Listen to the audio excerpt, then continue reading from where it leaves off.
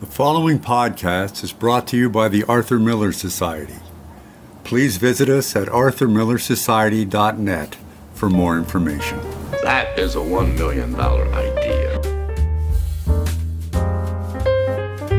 His plays have always sprung in away from a sort of social, moral concerns of the moment. They continue to resonate.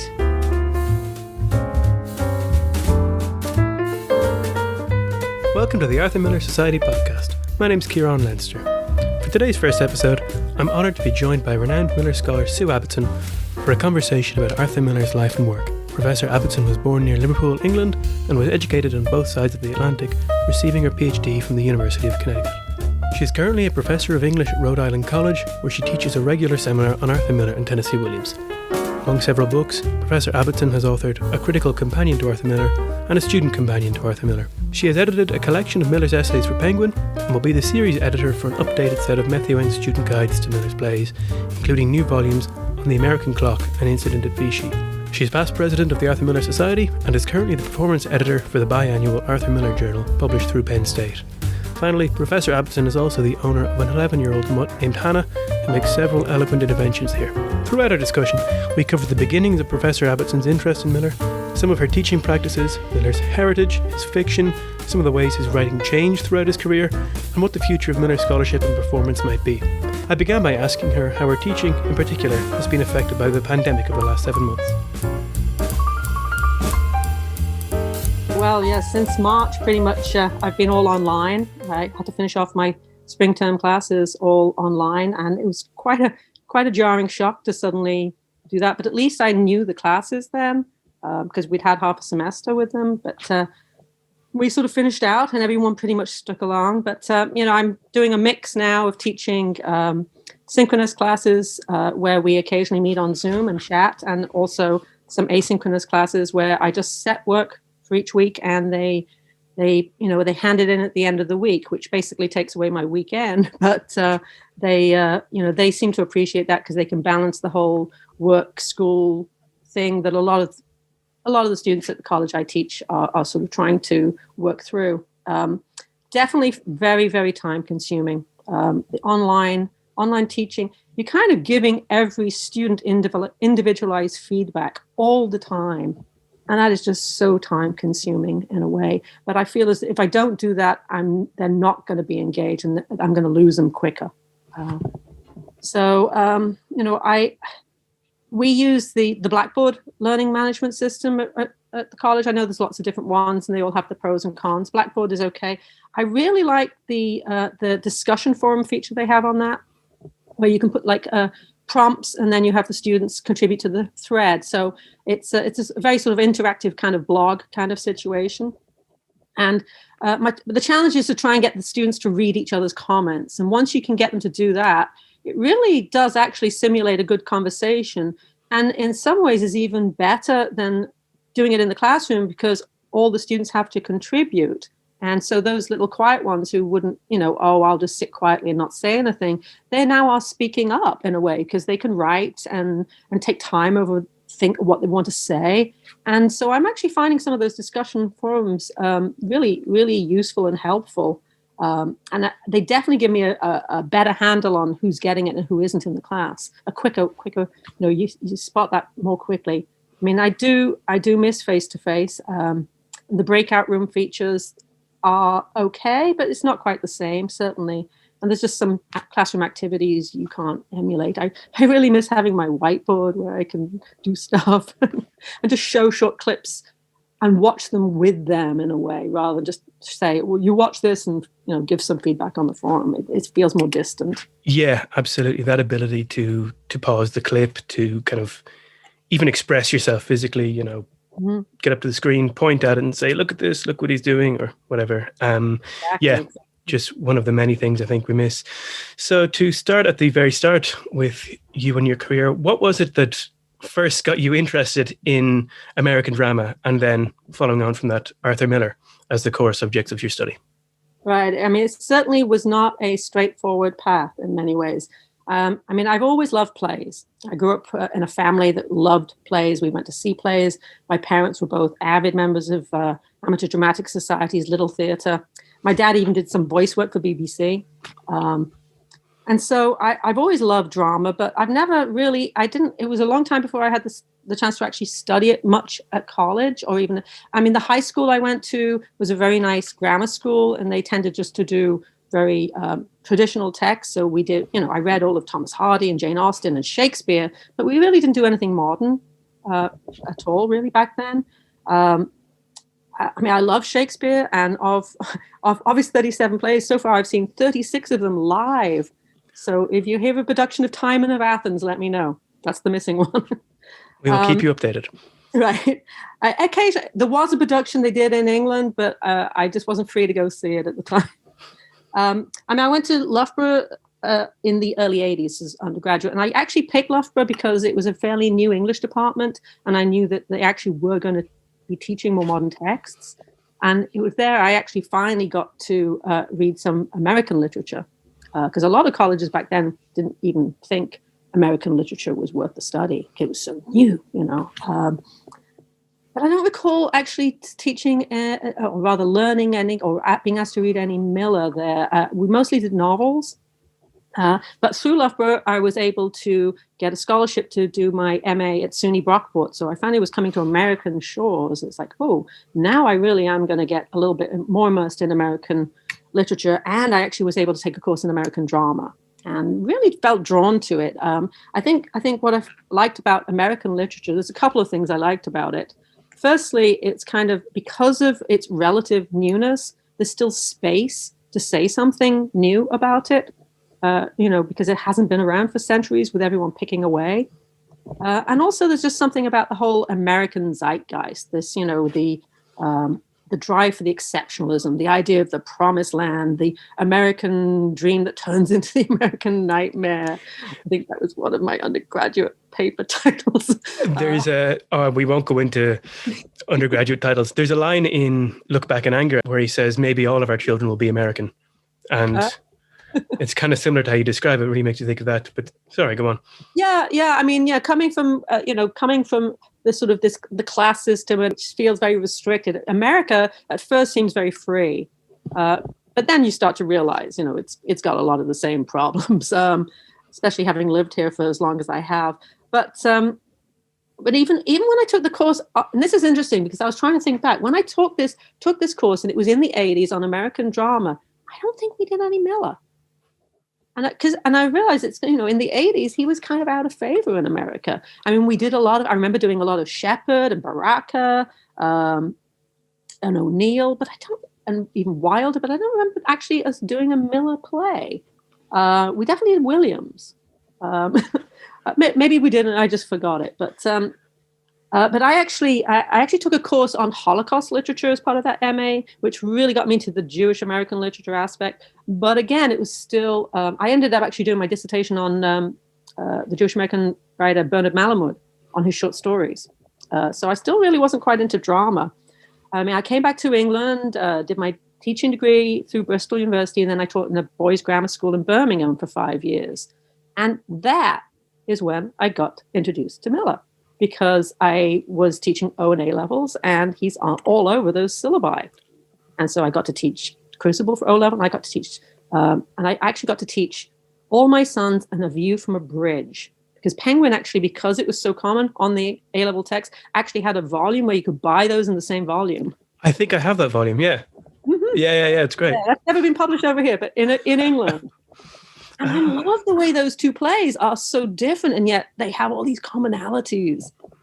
And it was so much fun to get them to compare Joe Keller with Eddie Carbone. And it was, and I really got into those plays. So that really was where I actually sort of first got my taste of Miller. And then I decided after a while that I really wanted to teach at college level. So I needed my PhD. I thought, well, I'm an Americanist. I like American lit. So I applied to American colleges. I got in at UConn.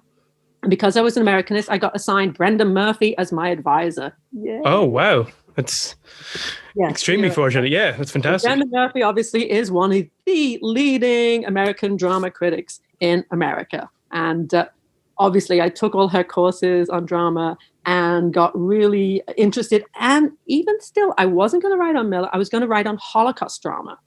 because that sort of the Holocaust course I'd taken was still in my brain. And I read all around Holocaust drama. And through that, I came across a bunch of Miller plays that I didn't know about.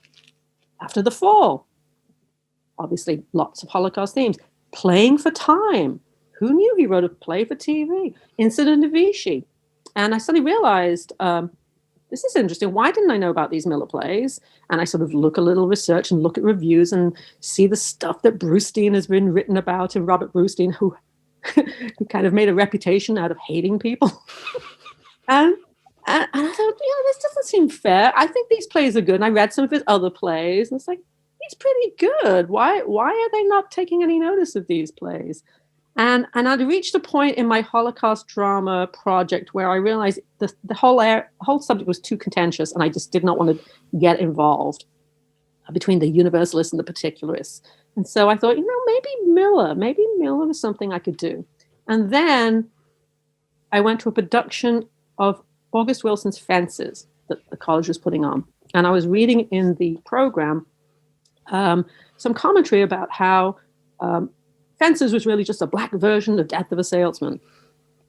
And I'm thinking, I love both plays, but Troy Maxon is no Willy Loman. There are some surface similarities, but really they're very different plays and very different characters.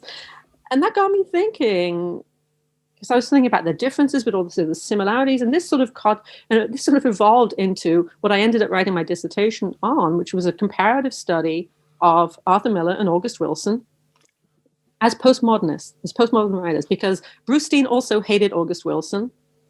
He dismissed both Miller and Wilson as these sort of sentimental, moralistic realists.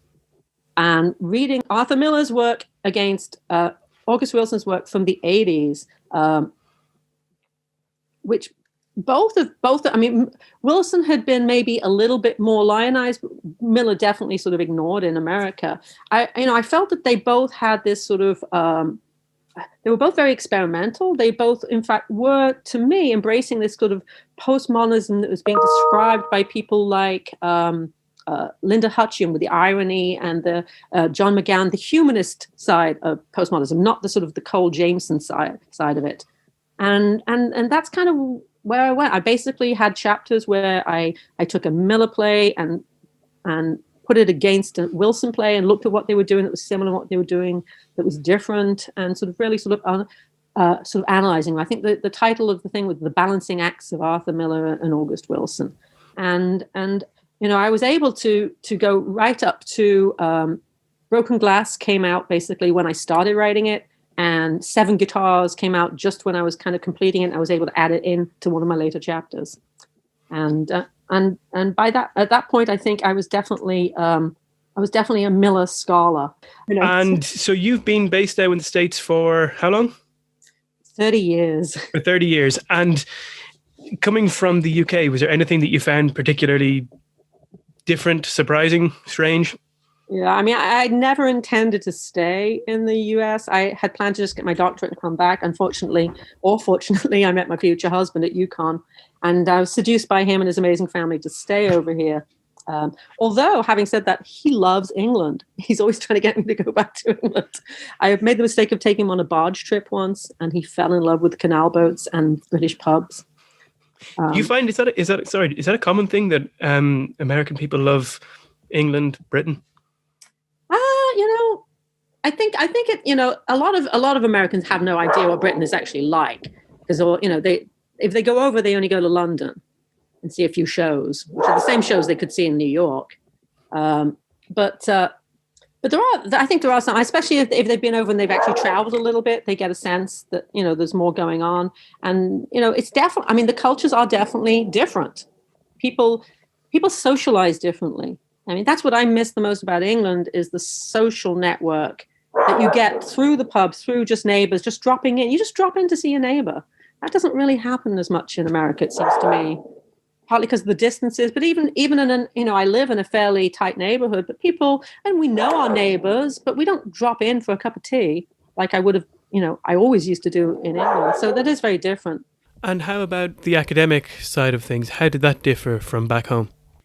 I mean, after I took my PhD, I sort of adjuncted for a few years because, I was raising a family and I didn't want to go full time. But I was definitely kind of horrified at what I felt was the rudimentary level that I was having to teach. I literally was using my high school classes and not even the A-level classes to teach in my college student classes. And it seemed that, the A-level stuff was far beyond their capacity unless it was like a senior or something. I did feel as though, I think that the whole system over here is different. Obviously, students go to college, they're still sort of doing general education subjects, writing and things at college. So, I think they're 2 or 3 years behind us. They do catch up. And by the time they're juniors and seniors, they're about at A-level level. Wow, okay. And some are bright and go beyond for sure. And, I've actually had in my senior seminar, I've had a number of my students have actually been able to publish the papers they've written for that. So they kind of catch up, but it is a slow start for sure. There's definitely differences there educationally. Mm-hmm. For sure. Great. So moving on to the reason both of us are here, at least, talking about Arthur Miller, I think most people, the first interaction they have with Miller is going to be Salesman or The Crucible, and then they kind of get into his other works or not. Do you think this is going to stay the same way? And if you had to recommend other works to get somebody interested in Miller, where would you direct them to? Yeah, it is really difficult. And part of it is the publishing houses, because they keep publishing anthologies that only have Salesman and Crucible in them. And teachers kind of want to use an anthology a lot of the time. I tend never to use an anthology unless I absolutely have to, because I prefer to choose my own texts. I tried actually to get Susan Lowenberg she's the artistic director over at Los Angeles Theatre Works, and they've produced like these recordings of 10 of Miller plays. I think it is 10 so far. I was trying to persuade her to do a recording of Archbishop's Ceiling, which I think is a really interesting play, but unfortunately she passed on it. She said it was too talky. That's not what you want for a recorded play. I know. I mean, I think it is a powerful political drama about free speech, which definitely seems to me very current. And maybe, some of his plays maybe could do with a little bit of editing. And if the estate would allow for that, I think maybe it would make them more playable. I think After the Fall falls into that category as well. But I think these plays could have the day. Obviously, View from a Bridge has really taken off since the Van Hove production, because that really stripped it down and showed you its possibilities. And that I teach that a lot, and it really, really teaches well. There's a lot you can do with it. And I think it's really interesting the way a number of groups now have done these sort of riffing on the immigration aspects of that. They've sort of reproduced the play using different ethnicities, not Italian. There was a great New York production where they had them as a Muslim family, and they were Syrian coming over. And it was a kind of interesting twist on it. And the state actually gave permission for all of that. I definitely love Broken Glass, which I think has become fairly popular in England. I think that is on the own A-level syllabus. Also, Ride Down Mount Morgan, I think, is an interesting play. It's just, and some of these plays are just so different from what you expect of Miller. It makes them just more vital. Resurrection Blues, I've actually taught quite a few times, and my students love it. I concur with absolutely everything, but I think if we keep going, we're just going to name all of his other plays. So right, exactly. Yeah. I'm going to go against my better nature and cut me off. Yeah, well, basically. But that's a great list for anyone who's another thing for Miller, though, that I really think works really well teaching is his novel Focus. Yes, absolutely. I haven't read it actually, but that's something I definitely do want to talk about. I use it actually in my introduction to literature class, because it really it has all the elements of fiction you want to show them, and it's it's an engaging book, and it deals very much with it's very timely in its exposure of racism and how that operates, and the idea of manipulation by demagogues. Very current. Yeah, absolutely. From my own experience, we did Salesman in second year, and my lecturer walked in and she said, nobody called Willie's memories flashbacks, and nobody used the phrase the American dream. And I love this. And just how do you find teaching the play? And I guess other plays kind of year on year, do you have to change your practices around? How do students how do their own reactions I think to you the have to plays take it change? down a little bit for your own sanity. But I always remember actually when I was doing my teaching practice, it was at a school in Cirencester, and the English teacher was actually at the time teaching Death of a Salesman, and had this chart that they put around the top of the room with these timelines, different colored pens. So they actually had a timeline for reality and a timeline for Willie's memories, moments, whatever you want to call them, because they aren't flashbacks, they are creations of Willie. And that was a kind of interesting way of trying to get the students to visualize those things. I mean, definitely for a long time, I resisted teaching either Death of a Salesman or Crucible, especially at college level, because I just assumed the students had read it at high school and did not want to have to read it again. And that's why when I teach a Shakespeare play, I don't do Hamlet or Romeo and Juliet. I do something like Titus Andronicus that I know they won't have read. They are, though, such great plays. So I did relent a little, and I have taught Death of a Salesman a few times, let Willie back into the classroom. I mean, the first issue with that play is always trying to convince students that A, Willie is not mad, and 2, Willie is not depressed. That's not why he commits suicide. And the best way of actually showing them that is to actually show them that awful Frederick March movie, the 1951. Because if you show them the end scene of that, you can see there's no way he is depressed. That is not why he's killing himself.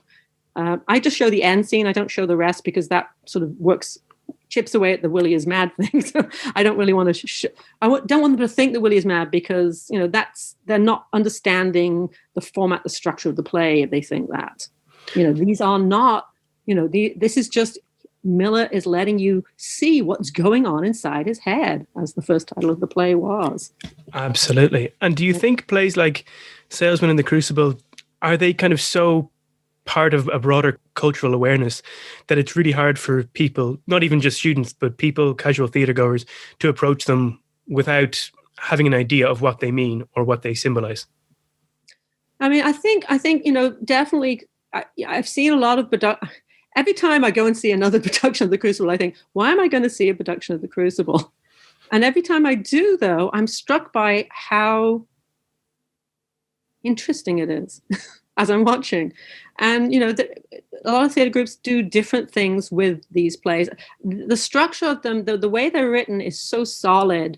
There's room to play around, I think. And, there's productions, there's that recent production they did at the Yard with a woman playing John Proctor as the, several all-black salesmen that have been done for a couple of decades now, that all put a new resonance on the play. I think there's ways of teaching these that bring them home to the students. I always start when I'm teaching salesmen with a sort of survey where one of the things I ask them, which of the characters in this play do you most identify with? And, and it's not surprising that nearly all of them hate Willie Loman because he cheats. It's that simplistic, if they have a drink in Act 1, it means they're an alcoholic kind of thing. They all think Linda is, a put-upon housewife, total doormat. They all sympathize with Biff and Happy because they're close to them in age. They think, they forget that Biff's a little bit older because he is so childlike. And they see them as kids who are being manipulated to do things by their parents or being ignored by their parents, which is, a fairly common family situation for many children. But then what I do is I push back on those easy responses and try and have them reconsider. Willie is this survivor who, with a great heart and a deep love. Linda is an enabler and pretty strong in her own way. Biff, as much a dreamer as his dad. In a way, he's got his dad's good qualities. But, him wanting to make it as a cowboy in the 1950s. Miller wrote about that in Misfits. We know where that goes. And, and Happy is just a sleazebag, really. He has all his father's worst traits. And I get them to do these character maps where I ask them to not draw the character, but to actually come up with a symbol to represent the character. And then a few quotes that sort of they feel speak to the character, some adjectives that they describe it, and they have to present these to the rest of the class.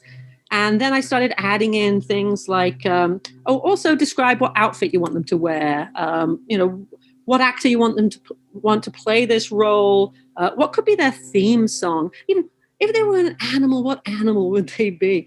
And those really lead to some very interesting conversations where they actually start to grapple with the characters and see them, I think, on a personal level rather than this sort of distance. Oh, this is a great seminal play kind of thing. This is also one where I get them to, pare down the script sometimes. I find that's a good way to sort of work out what's really important. They have to sort of reduce the script to like 4 pages without adding anything of their own, but only using Miller's lines. For older plays, I get them to do modernized versions, but this is so modern, it doesn't feel you can do that. I also get them to do journals from different characters' points of view. I think that works pretty well. It's a journal, I think, writing from a character's point of view can be just as insightful as a critical essay, but the students find them less intimidating. They don't try and write the university, and they actually get into more depth than they would if you asked them to write critically about character. That's fantastic. I'm just getting back teaching next week, so I've got so many different ways to torture my students now. I'm delighted. Oh, yeah. And incidentally, there's a lot of these ideas and other ideas we have on the Arthur Miller Society website. There's a whole bunch of teaching guides on the plays that have teaching guides. I would love to sort of build that basis up and add more plays and add more teaching guides. But the Arthur Miller website is always being updated whenever I have chance, usually in the summers. Absolutely. As soon as this finishes, people should go and check it out. So Miller had the success with All My Sons, Death of a Salesman, and then the 50s, The Crucible, and A View from the Bridge. But then he came back after 9 years with After the Fall, and his reputation never really recovered in the US, at least. It's a bizarre play. It's a play I've struggled with personally and academically at times. How do you look at it now? And do you think that it could have any relevance now? Or is it just too located within that time and those people who were involved? Well, that's a bit like saying, is The Crucible still relevant in a way? Because they're both plays that are bouncing off the whole HUAC thing to some degree. But I think After the Fall actually has even more going on. I mean, since when is a play about the human capacity for betrayal ever going to go out of fashion? we're still going to be human. I think obviously it would help if more productions got mounted, and I think it would help to get more productions mounted if the estate would allow a little judicious pruning, especially in Act 2. It is actually interesting. It's getting that many of my students don't even know who Marilyn Monroe is anymore, which I think probably helps. Wow, that's astonishing. Yeah. Some of them are, at least if they do, they definitely don't know that she had any connection with Arthur Miller. That's funny because I don't know if you have this experience, but that's always the first thing people tell me when I say I wrote my PhD on Arthur Miller. Oh, he was married to Marilyn Monroe. Yeah. Well, yeah, obviously, amongst the certain groups, I think that is fairly common also. And I sometimes do talkbacks and such and there's nearly always some question where Marilyn comes in. Sometimes people trying to defend her against Miller. So I don't understand why he was the most successful marriage she ever had. But he lied out loud about it not being autobiographical, although obviously he kind of is. But then all of his work is, in a way, all of his characters are kind of based on people he knew. He, his wives, his children, they appear in all of the plays, but that's kind of just makes the characters more real. That's how he wrote. And obviously, it was a very bad choice to let Kazan put Barbara Loden in that blonde wig. I think the Josette Simon production helped with having a black actress play, and the more recent one in Broadway with the redhead, Carla, I can never say her last name right, Guglielmo or something. It is I actually teach this I do a senior seminar every couple of years where I get the students to look at both Miller and Williams, and I do them side by side. So I get them to actually look at plays side by side, and I teach After the Fall on that. And it is always fairly interesting. A lot of them actually choose that as one of the plays they are going to use for their final paper for the seminar.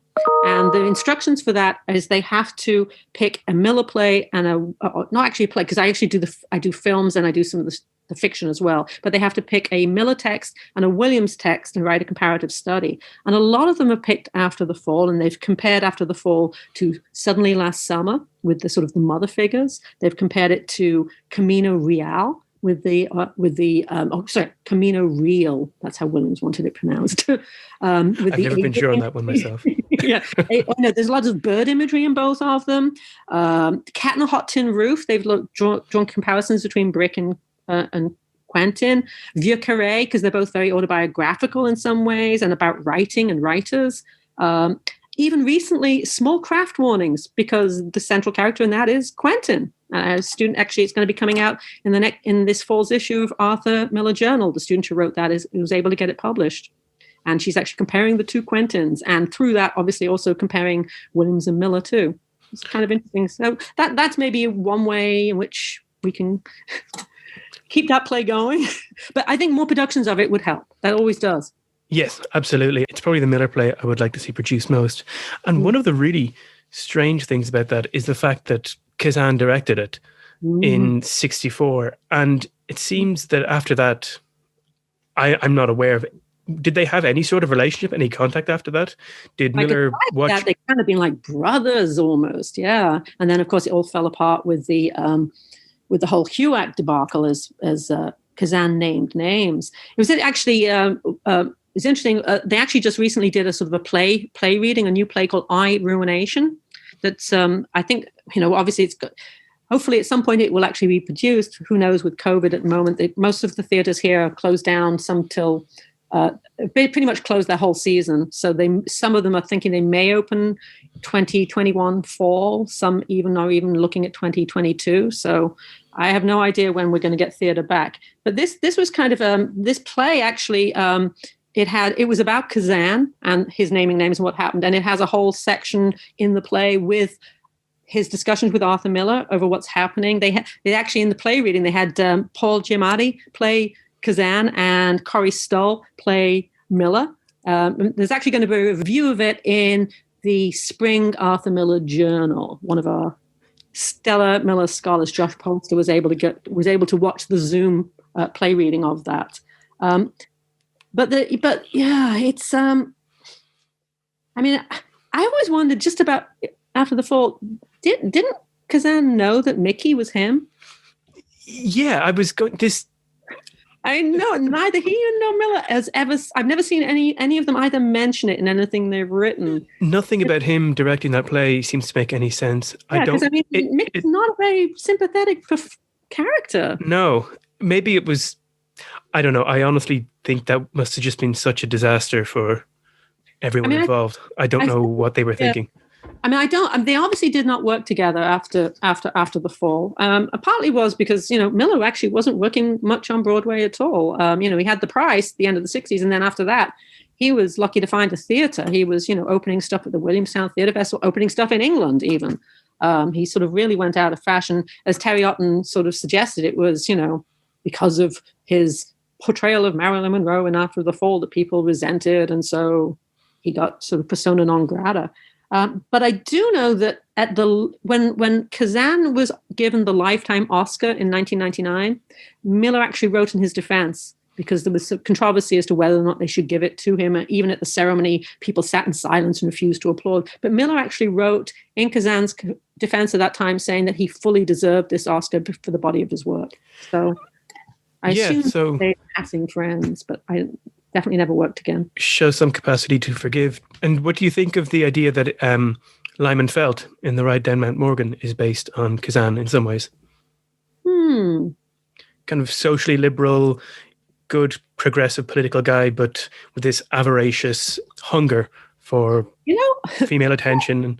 I can't believe I hadn't actually thought about that. I've always kind of seen Lyman more as a Miller doppelganger with the wives representing different wives of his. Oh, okay. Theo May being the more rational Inga, and what's the other one? Theo and Leia.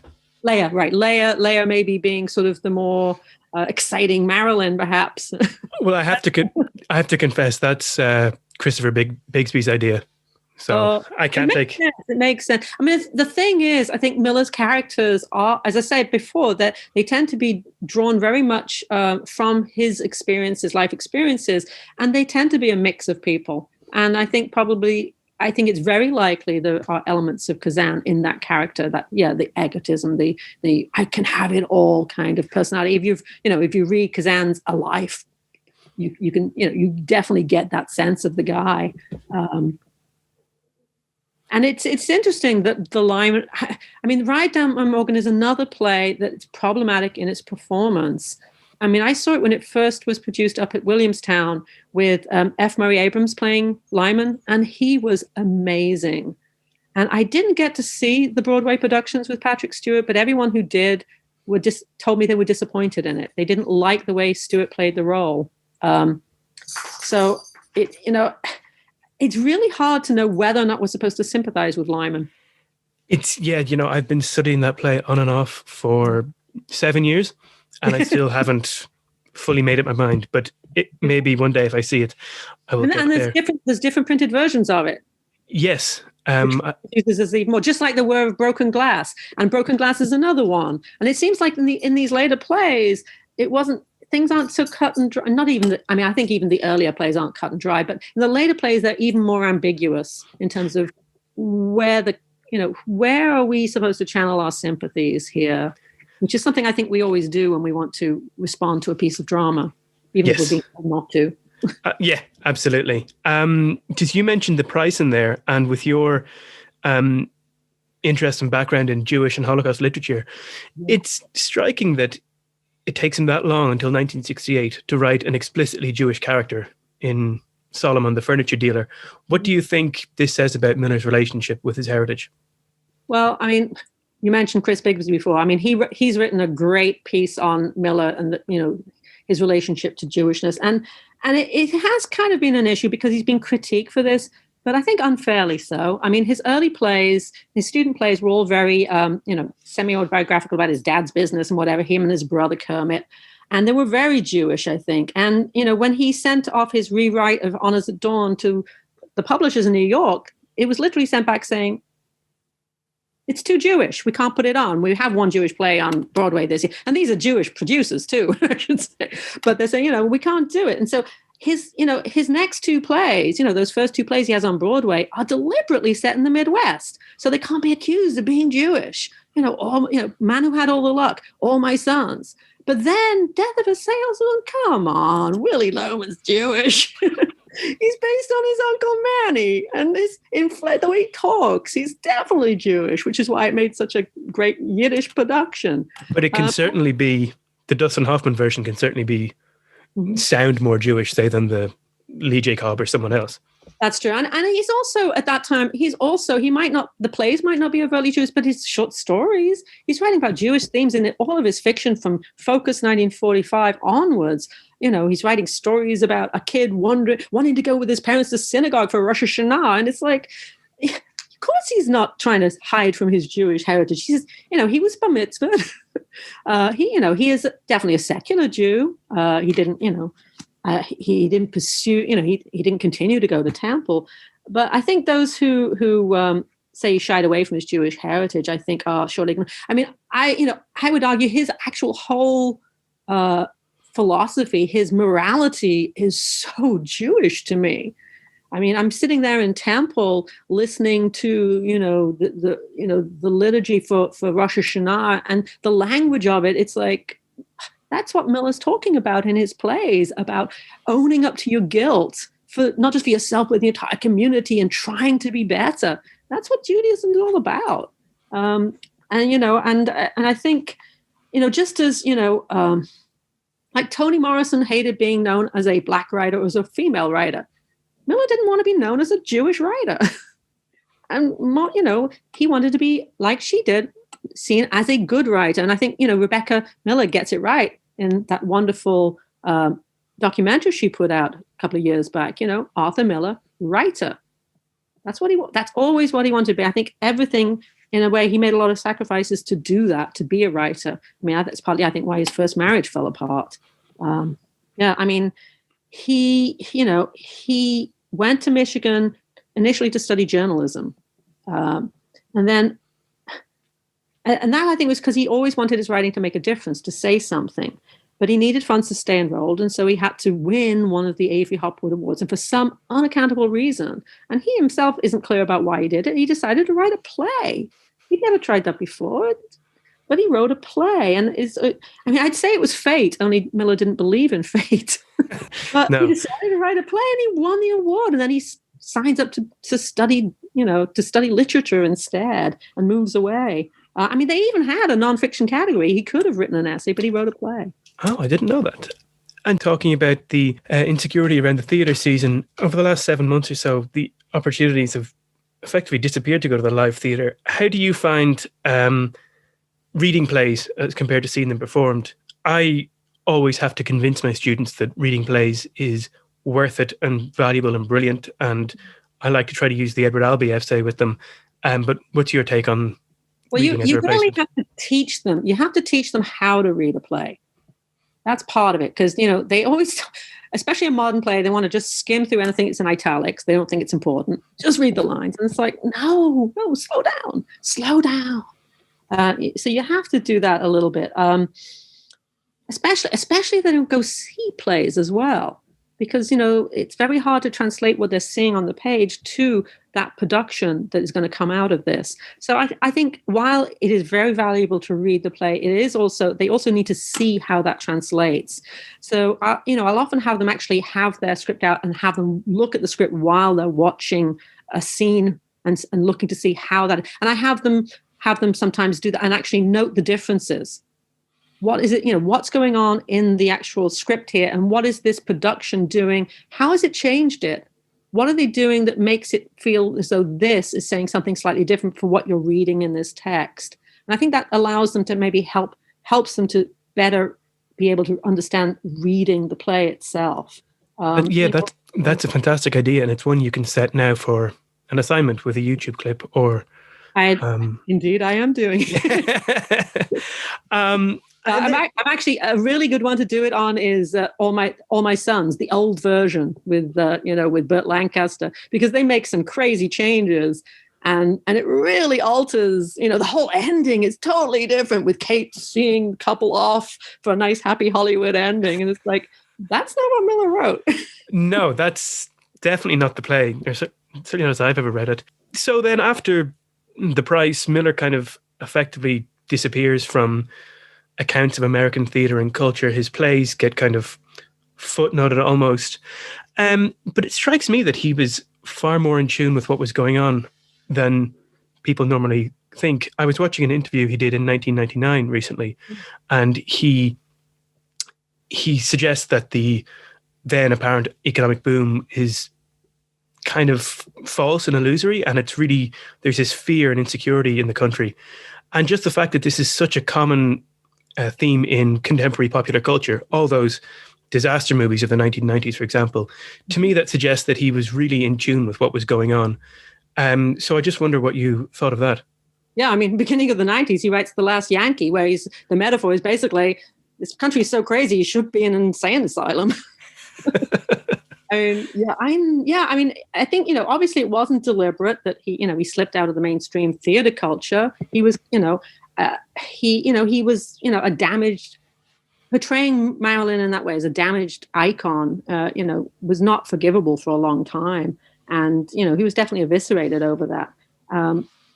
But I think when he married Inga Marath, I think his focus changed also. I think before that, he'd been very focused on America.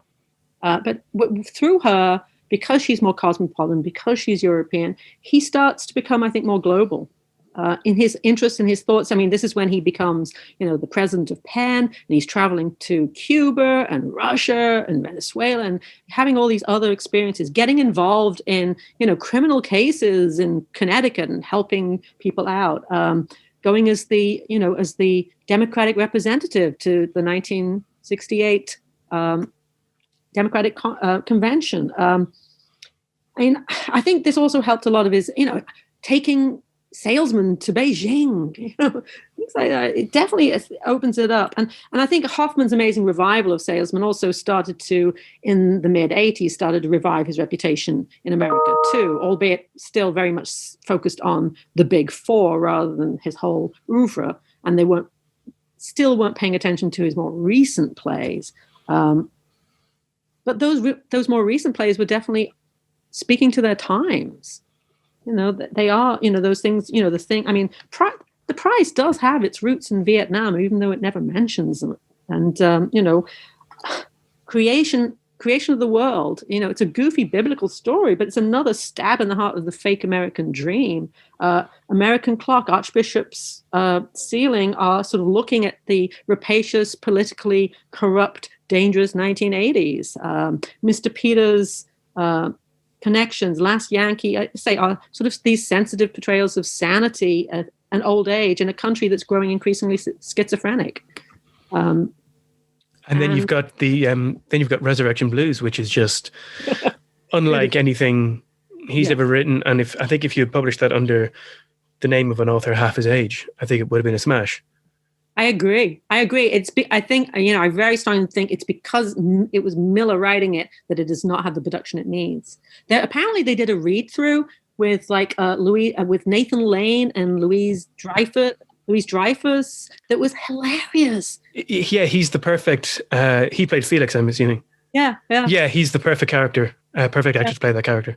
I mean, it would be great. I mean, sadly, the Robert Altman production was a total disaster. I mean, Altman, I know people have argued me, oh, no, he had some theater experience, but he was a movie director. He didn't know what he was doing. Speaking actually of movies, The Misfits came on TV here recently, and I sat down to watch it. And I still can't get over just how bizarre that movie is. Yeah, my favorite moment is that movie is the barroom scene where she's doing the bat and ball and they're all looking at her butt. Yeah. It's so horrible. Yeah, that's he writes about that really well then in Finishing the Picture with the cameraman character. How do you view that film? And especially in comparison to the short story it's based on? Well, I mean, there's definitely some wonderful ironies here. I mean, he wrote that short story while he's hanging out in Nevada, getting his divorce from Mary. And the story is totally about bro love. I mean, he's hanging out with Saul Bellow in the cabin next to him, who's also getting a quickie divorce. And the gay character is trying to get free of his girlfriend, Rosalind, who is this educated woman from back east, right? And he's feeling a little too dependent, and we never meet her. And then, of course, in the film, he develops that Rosalind character into a totally different, person. This is an exotic dancer who actually breaks the bonds between the men, breaks them apart. So it's the total opposite dynamic of the original short story. And while Miller writes her going off into the sunset with Gay at the close, both he and Marilyn knew by that time that was not going to happen. She had asked him to write her a good movie as an acting vehicle, and which he insisted that she was a great actress, and yet he just wrote Marilyn. I mean, that to me, when I watch Misfits, I feel as though I'm seeing the true Marilyn. Yeah, it's... in all her damaged glory in some ways. It's very tough. She is kind of there on screen with no filter. Yeah, and there's no wonder she hated it, But you saw the play version. Yeah, we had a play version here in Dublin 2 years ago, directed by the Corn Exchange. And it was incredible because, first of all, she had a great idea. And without thinking about it, the Rosalind character wasn't blonde. So that was my number one thing I was looking for. They did that right. And she was kind of rough and like literally kind of dirtier. Mm-hmm. And it just created this dynamic that I didn't think I was seeing people impersonating Marion Monroe, Clark Gable, and Montgomery Clift. Mm. So I thought it was superb. If that could tour at some point in the future, it would be fantastic because there's so many more things to that work that you can see on stage. I love reading your review of that. It did sound really, and it would be interesting to wonder if at some point they actually did a new movie version of it. I mean, it would be kind of interesting. I mean, it actually has become, even though it wasn't that revered at the time it came out, it's actually become something of a classic. I mean, you can still get hold of it, and it's, I actually show it in my seminar against Baby Doll, and I get them to look at both those films against each other, and they come up with some really interesting stuff. Yeah, I love that. That's and again, bringing Kazan into Miller and the Misfits and just messing them all around. I was looking at I was reading his essays again recently, and some of his really kind of cynical 1990s ones about privatized Congress and privatized executions. And it strikes me that he gets, at this later period in his life, he doesn't write the kind of hopeful, sort of abstract essays of the 50s, the 40s and 50s, but he writes these dark, satirical, angry essays. So where do you think this change comes from in his nonfiction writing? Yeah, I mean, at the start, he was profoundly optimistic. He definitely saw the pitfalls in American society, but he was hopeful that we could fix them. And he really believed, I think, in the deep strengths and reserves of the American character. But I think as time progressed, I think he just grew more and more cynical. He'd rejected the absurdists in the 60s as, you can't just, laugh at it or you have to do something. But in some ways, especially by the time of Res Blues, I think he had become something of an absurdist himself in a way. I mean, he saw how ridiculous U.S. politics was becoming. I mean, his book, The Art of Politics, that came out of the Jefferson lecture he did, that is definitely, he's seeing something that's happening in America that he really doesn't like. And he's becoming increasingly angry and satirical. And we see that, I think, definitely in Resurrection Blues and in Finishing the Picture. Although still not without just a glimmer of hope. He never quite gave up the hope, albeit it's definitely muted. We've got the cleansing fires at the end of Finishing the Picture with the burgeoning relationship between Philip and Edna, which is no doubt reflecting Miller's own end-of-life relationship with Agnes Barley. Resurrection maybe is less so in the play itself, because as in all biting satire, I think the hopeful response of that is recognition and horror in the audience so that they'll try and initiate a change of heart. So you don't show the solution in the play. You just say, look at our society. Come on, do something. But definitely, I think, his patience was wearing thin. And oh my gosh, if he was still alive, I think Trump would have given him a heart attack. Oh, yeah. It's one of those classic kind of what would any of these people have said about what was going on. We're going to have to keep going back to Kazan, but A Face in the Crowd is a phenomenal work to watch against Trump and what's been going on the last 5 years. Absolutely. They should do a production of Res Blues with someone who looks like Trump playing Felix. Yes. Well, Caesar. the problem is, though, he is a fun character. Felix, he is. That's true. Yes. He is, but there's even that moment where he there's all those jokes about erectile dysfunction, and then you've got Trump on stage in 2016 talking about Marco Rubio's small hands. Right. It's extraordinary how it comes to be mirrored in real life. Speaking of his fiction, then, you've just contributed an essay to the new collection, Arthur Miller for the 21st Century, on Miller's fiction. And like we've said earlier, this is largely ignored in Miller studies. Can you talk a little bit about the essay and why you think this fiction is important?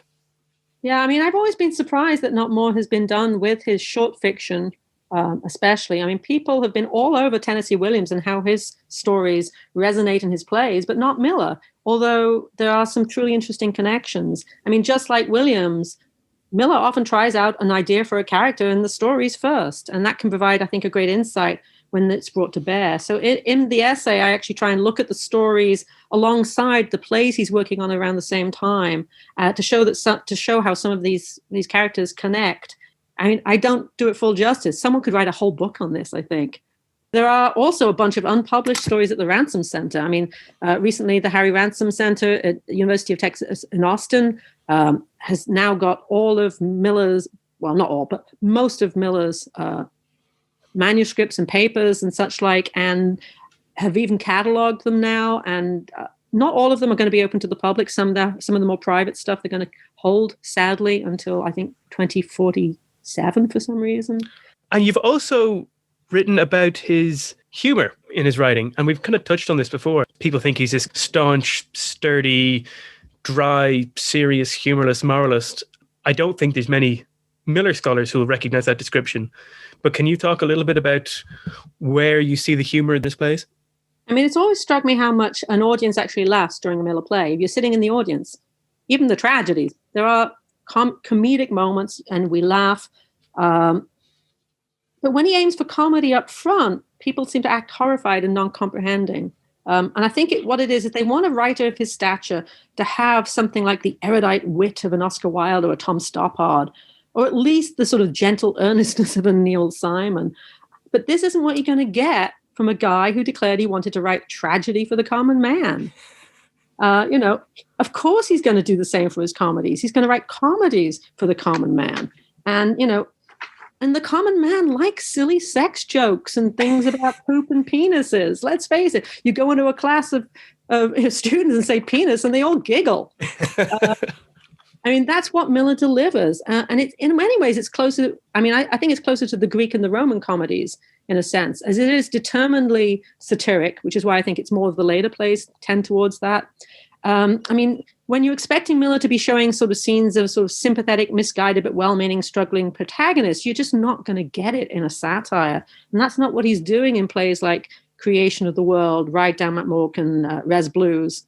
Unless you're fortunate enough to have a few common men in the audience who simply laugh and make you see the humor, which is, I saw a production of Creation of the World, Another Business, and it was hilarious, but it was mostly hilarious because there were a couple of loud laughers in the audience who led the rest of us. I think even back to All My Sons, there's that exchange in the first act about brooch and brooch. And it's a silly little gag, but that has me laughing whenever I see it. For sure. And so then kind of looking at the future, where do you think Miller, both performance and study, is going? Do you think people are going to keep reading his plays, keep presenting them, keep studying them, or will some of the less famous plays achieve some wider attention? Well, I monitor all the as many productions as I can of Miller's plays. I check to see what licenses are being granted for them through the Dramatic Pay Service, and I try and put as many of those plays up on the Arthur Miller Society website and sort of productions archive there to sort of, and the number of productions are always astounding. He'll have 10 pages of productions, whereas someone like even Tennessee Williams only has 3 or 4. O'Neill maybe 1. He is being incredibly produced, and I think over in the UK especially, they're trying to find new plays and new things. It's over in England that they first put on his student play No Villain, and they created a play out of his screenplay The Hook, and as you pointed out, The Misfits. I saw No Villain in Trafalgar Studios, and it's a college play, but it was fascinating to see it in this tiny space. They just produced it last year here in on Long Island, not in Broadway. But did you get to see it?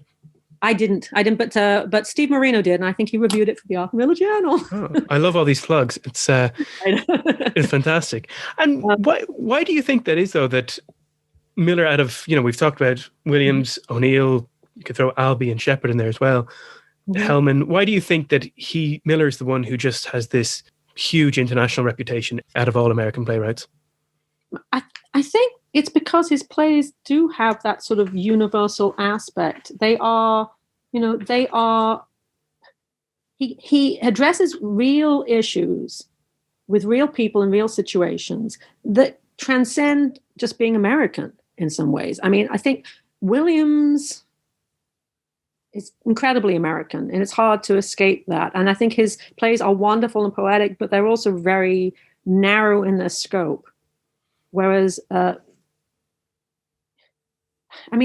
next to him, those other playwrights seem almost parochial, I think. I think his plays have always sprung in away from a sort of social, moral concerns of the moment, which I think are, they continue to resonate.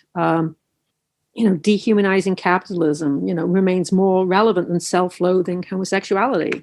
It's the truth. Yeah, so, that's a fantastically stark way of putting it, but yeah, absolutely. Willy Loman remains current where the Bricks and the Sebastians don't. What I found really interesting of late is all the comparisons of Miller to Shakespeare. Anthony Scher had a great, when he was playing Willy Loman, he had a great comment where he said that Miller writes about the experience of being human in a very raw but very compassionate way. We recognize ourselves in his characters, and that's a timeless thing. And Miller is being actually produced by Shakespeare. The RSC has done a couple of productions of The Crucible even. And and I think in some ways he's begun to have this sort of the timelessness that Shakespeare has. You can take those plays and you can produce them in more modern settings, and you can play and the estate is fairly liberal in what they'll allow you to do. They do block some. There was a production down in Australia where they actually tried to do Death of a Salesman. They played it as if it was a sitcom in a TV studio, and the estate came in and shut it down. They said, no, that's not being respectful to the play. No, I don't even know how that would work. Kind of all my sons I can see in that kind of stereotypically like wholesome family setting. Yeah, I know. It just seemed a little bizarre. And, and I know there was a little kerfuffle about the latest Broadway production as to who could be black in the production of All My Sons and still have the play seem truthful. Because, if the divas are all black, it definitely makes it slightly different as to what Keller has done to them. Yes, absolutely. So there's certain casting decisions that the estate sort of resists. And saying, because they want the play to have to be done justice too. But they're also pretty liberal in what they'll allow in terms of, cross-gender casting and color, people of color in various roles. And those always bring out, I think, a new resonance in the plays. I think it's very healthy. It's very healthy for people to keep doing them differently. I'm very pleased to see a lot more productions of The Crucible in modern garb. Yes, absolutely. Van Hove, which I didn't get to see, but a lot of people were not very keen on his Crucible. But the schoolroom thing that he did, I think that was interesting and made it more current, which is it always is. I mean, I'm always picking up headlines where people are saying the common political situation reminds them of The Crucible. It's a witch hunt, Yeah, and that's kind of up there with 1984 for one that just seems like it's going to be used as a comparison for contemporary politics forever.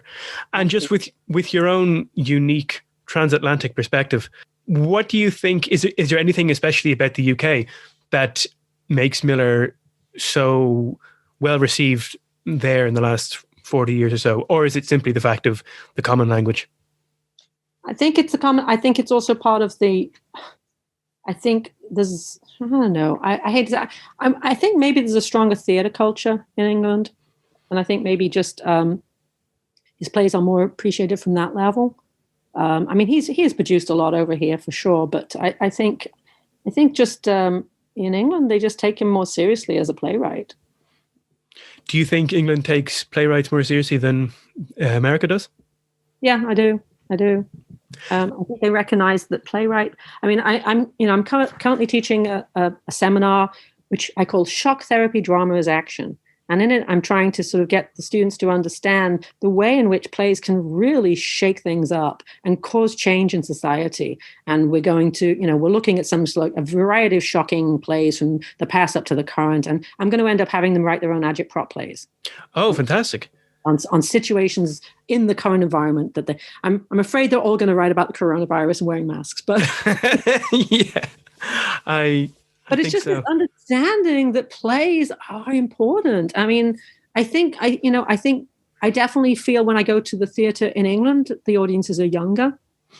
Over here, it's a lot of grey heads. It's it's not seen as vital. I mean, this is why the theatre in America has never, apart from the Federal Theatre Project, been subsidized by the government. England at least subsidizes its theatres and recognizes that they are an important part of the national life. Yeah, speaking from Dublin, where we take such pride in our national theatre, the Abbey, it's a really bizarre and difficult thing to comprehend, the fact that there's no federal support for theatre in the States. Yeah, but I mean, that's why, the musicals tend to reign supreme on Broadway, because they bring in the money. It's just a cash thing. It's a cash cow. It's not about changing people's minds and making an impact. Absolutely. And you've brought us up to the current day very skillfully. So I'm going to ask you one last question. We were talking about how exciting it would be to have Miller commenting on contemporary politics and culture, but where do you see someone of Miller's stature in terms of fiction or drama writers commenting on American politics and culture at the moment? There's a lot of good writers out there. I mean, we don't have a Carol Churchill. No, certainly not. I wish we did. I love her work, and I'm always teaching her plays in my classes because I think she really is always really sort of grabbing issues by the throat and forcing us to look at them. And I like the work of Paula Vogel. I think she's done a lot in terms of gender and the violence we have in our society. I think she's really interesting. I think the plays of August Wilson, obviously, he passed the same year as Miller, but he left the tidiest canon ever. 10 plays, one for each decade of the 20th century. And those plays are a beautiful, insightful sort of insight really into Black Lives Matter. Yes, absolutely.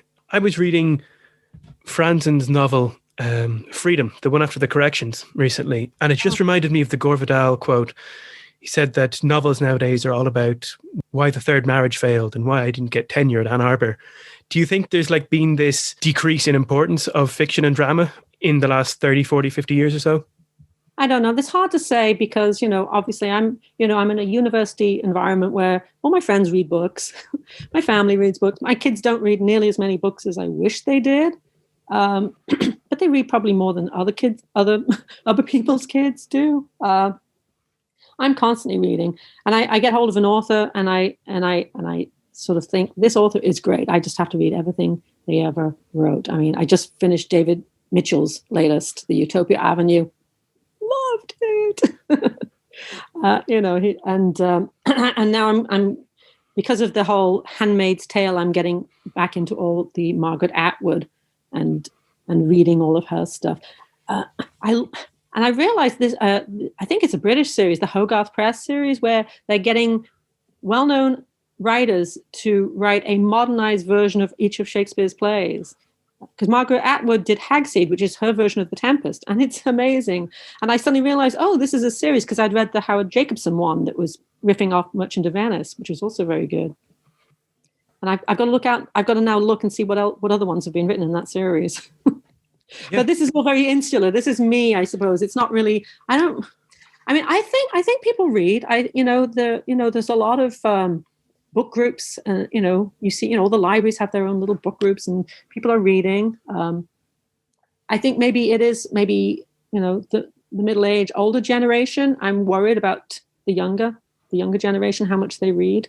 It does seem that my students are less and less well-read every time I see them, and they also are less. They are obsessed with online, and so they can only read short pieces of things online, and they start to write like that. They actually start handing in work that sounds like they're just typing a quick blog.